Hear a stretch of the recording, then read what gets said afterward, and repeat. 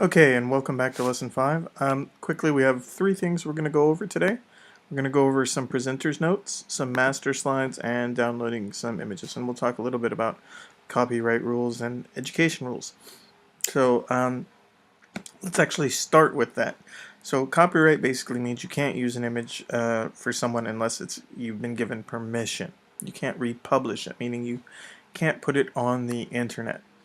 There is an exception in that for education, you can use it for educational purposes. What that means, however, is you can't distribute it outside of the educational environment. So if you use an image for here in school, it cannot be published publicly on the internet. So that's one thing to keep in mind while you're using these images. Anytime you use an image, you must get permission unless it's for an educational assignment that you're going to turn in, and you cannot publish it publicly. Okay, so that being said, that leaves us with two things to talk about: presenters notes and master slides, and that means we have to go back to Microsoft PowerPoint. So let's go there.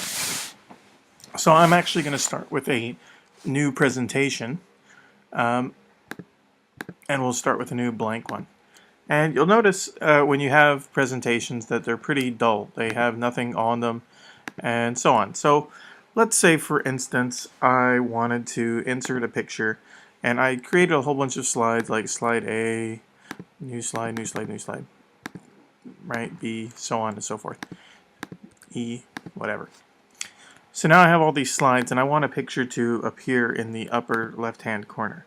So I'm going to add my picture, and we're going to go down to my desktop and we'll try and find a picture. So we will go to the ski picture and we'll put it in there. So we have this picture, and you'll notice it's in the up left corner. Notice it only appears in one of the slides, not out of all five, just one of them. So already we have a problem in that our slideshow is not consistent. If you were a business, for instance, you want to do your logo and you want it to appear on all slides so that everything is consistent. So this is already causing a problem, right? And let's say we want the text to appear a certain way. Maybe we want it to be Algerian and we want it to be size 72. Well, that works just fine, but if I go here, of course, then I have to go reset it. So there is a way to do this all at once. And I mean, you could always use the designs like so, and they will create certain types of functionality with things. But we're going to learn how to do our own design so that we can have our own consistency. Because, of course, this design, if you're building for a company, does not work for that company. It's a standard generic design that Microsoft gives you. And it's not really customized for the company. So we'll start a new one and I'll show you exactly how to do that. So we're going to start with a new blank presentation, and it looks like this. And one of the ways we can do things is we can actually go into our view. Now there's two views. There's the presenter's view, and then there's the slide master's view. And I want to make a very big distinction here. You do not put anything that you want to show people here in the slide master. This is actually just to create a template. So anything you actually put on here will not it'll show up, but it's not the proper way of doing things. So we should really just use this for things that are going to be the same and consistent all over the site. For example, we have some text here, and I want this to be Algerian. So I'll come and I'll make this Algerian, and you'll notice that it changes on all the different types of slides. Now you saw all these different types of slides last time. And notice I'm changing this top one. All of these are part of this one. So they take whatever changes I do to this one, and it applies it to all of these. The next thing I want to show you is that if we insert the, not the clip art. Well, we can do a clip art, it doesn't matter. Clip art's just fine. Let's search for a cow. And we get a cow, maybe I'm doing cow productions, right? And you notice that when I put it somewhere, right, on the top right corner, I'll send it to the back. You'll notice it appears on all these templates for the different layouts that we have, right? Last time we learned a little bit about layouts. So there it is. The cow is in the upright corner. Notice it's consistent across all of them. I don't have to rearrange it. I don't have to do anything. I can also change the background if I want. So we can do all sorts of things. Background styles. Hit it up with a nice brown. Okay. So now I have my own kind of custom slide, and when I go and close this master view, or I can just go to view normal, either way. I can either go to close master view, notice I'm on the slide master, to get me back to the place where I can create my presentation. I can also just go view normal. It will take me there. Just slide master, close master. So here's my presentation. I can actually make it, and if you look at my layout, when I add a new slide, look, it automatically creates a slide that is consistent and looks the same as the other slide. So we have some consistency to it. Okay? So that's how we create a layout, essentially. And I'm going to call this one, and I'm going to change it back to the title and slide Mr. T's cows. Okay? All about our cows. We have, oops, wrong box. We have, just going to add some text here so that we have something to talk about. We have Angus, Longhorn, Wagyu. I can't think of any other cows. Milk cows, I guess. Milk cows? Yeah, I don't know what they're officially called, but we'll just stick with milk cows. We'll delete these things off there. So, we know on this slide that we're going to talk about cows. Matter of fact, I'm going to insert this image right there. Okay? Oops. Boom. So we know we're going to talk about cows. So one of the things I can do is I can do these things called presenter's notes, and they appear in this little box at the bottom. If you don't see it, just drag up from the bottom. And anything you type here will be displayed on your screen. So typically you hook up to a projector and you use an extended view. And when you do that, it will actually allow the notes to be presented on your laptop, and the slides will actually show up on the screen that people can see. And if you've ever watched anybody present, whether it be an old Steve Jobs or Bill Gates, or whether it's the new guys, the guy from Tesla, or anybody really, some gaming presenters, any of those guys. So they all use these things called presenter's notes, okay? Like Major Nelson or whatever it is. And when they do that, all of their comments that they want to say are on the screen. So it seems really rehearsed that they're talking about what they know, but really they're just reading off a prompter. So, for instance, I'm going to talk about the cattle I have. Here at Mr. Tracy's ranch, we have all sorts of cattle.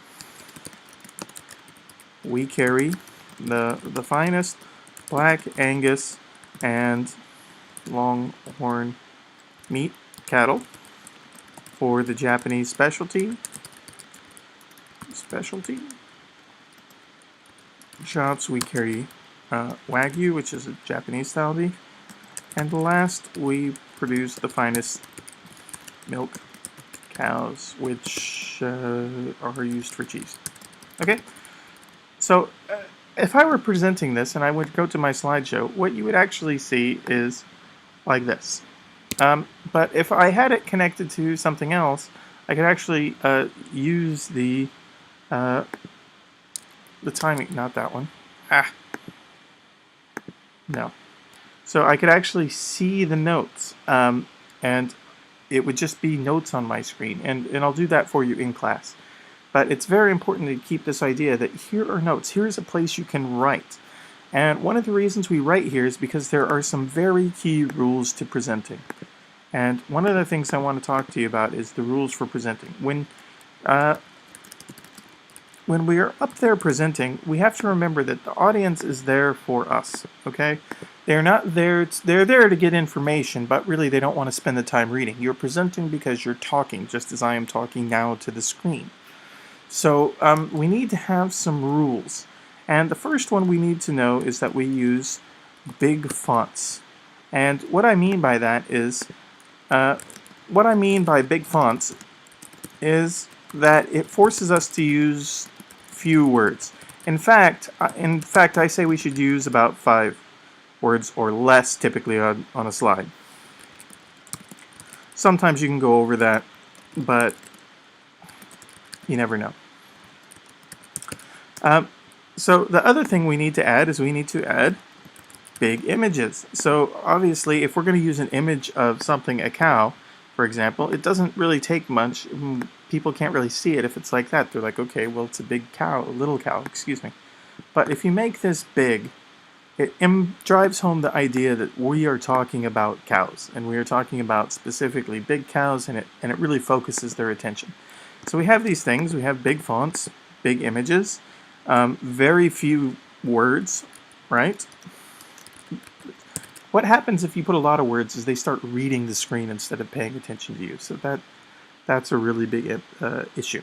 So again, big fonts, big images, few words, and make numbers meaningful. So if we say, okay, well, we have 1 million cows, right? So if I create a new slide and I say, what? Wrong kind, so let's change it in layout. Right? Cows. Cows. We have 1 million cows, right? That actually doesn't really say much about it. But if I were to show you a chart and I were to insert a pie chart with it,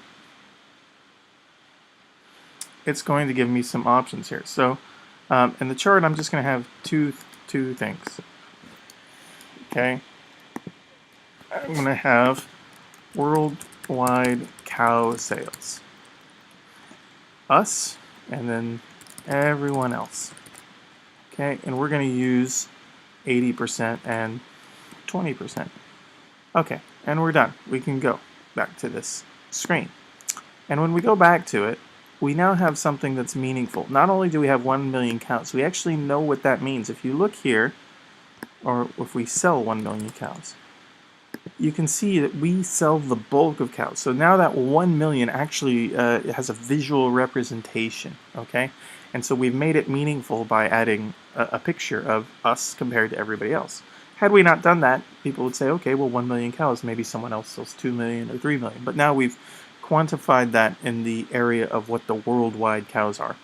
So one thing to keep in mind when you're doing a presentation is always, always, always make numbers meaningful. So that's it.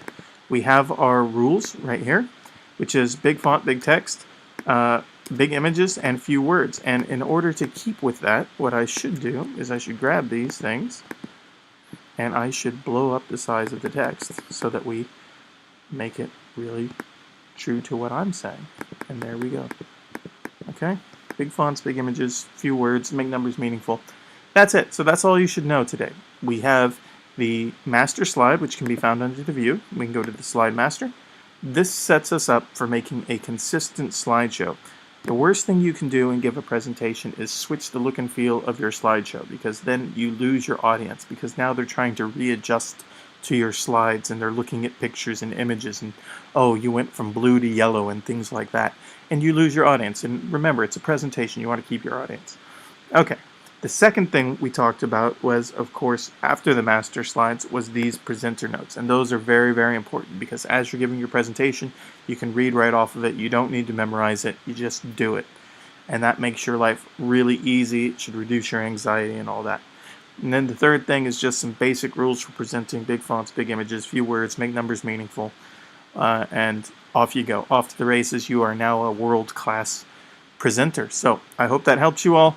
And I will see you next time.